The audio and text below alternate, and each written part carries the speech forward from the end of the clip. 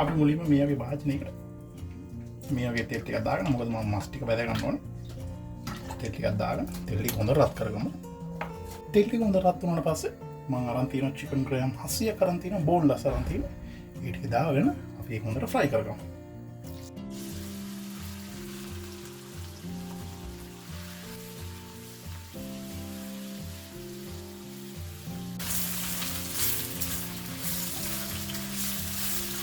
තවන්න ගන්න මෙන්න මේ ගානට බෙදලා මම ඇති ගොඩාක් බෙද ගන්න ඕනේ.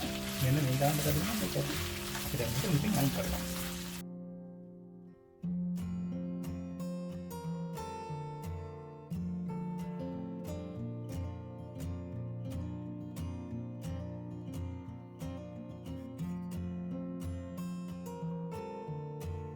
මම මේකට දාගන්නවා හීනියට ඉරාගත්තු මේ ඔයිස්ටර් මෂ්රූම් ග්‍රෑම් 300ක්. මම චිකන් වලන් තියෙන ග්‍රෑම් 700ක්, මෂ්රූම් වලන් තියෙන ග්‍රෑම් 300ක්. මේ ටිකක් දාගෙන පොඩ්ඩක් ෆ්‍රයි කරගන්න.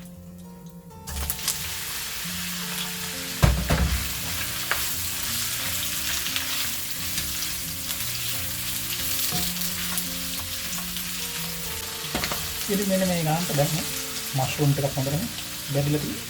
මෙන්න මේ ගානට ෆ්‍රයි කරගත්තාම ඇති. දැන් මම මේකට එකතු කරගන්නවා ඉඟුරු සුදු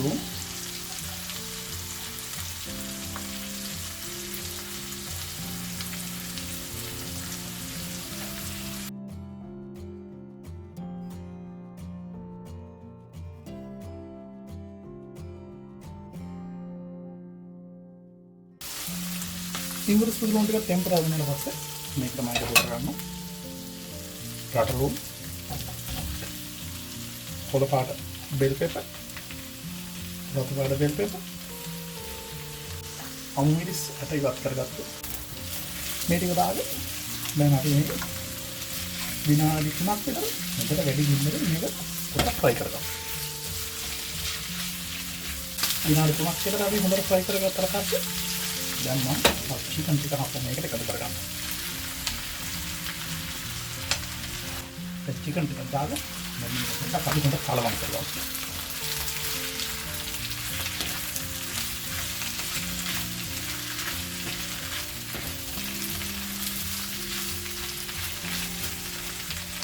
දැන් මම මේකට එකතු කරගන්නවා oyster sauce, soya sauce, ලුණු,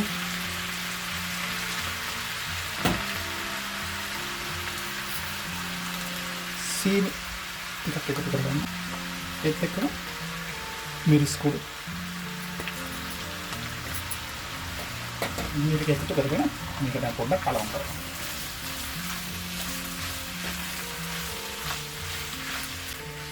මේක කලවම් කරගෙන දැන් මම මේකට දාගන්නවා බී කරගත්තු කෝම් පිටි.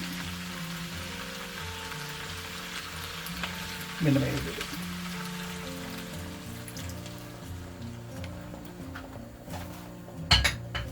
ඒක දාගෙන දැන් මේක මෙහෙම හොඳට කලවම් කරලා පොඩ්ඩක් අපි කුක් කරගමු. මෙන්න මේ විදිහට විනාඩියක් විතර කුක් කරගත්තට පස්සේ දැන් අපේ චිකන් මෂ්රූම් එක ලෑස්ති. ඉතින් මෙන්න මේ විදිහට තමයි රසවත් විදිහට චිකන් මෂ්රූම් එක හදාගන්න. ඒක හදලා බලන්න. නැවත වීඩියෝ එකකින් මම නිත් ඔයගොල්ලෝ හැමෝටම සුබ දවසක්.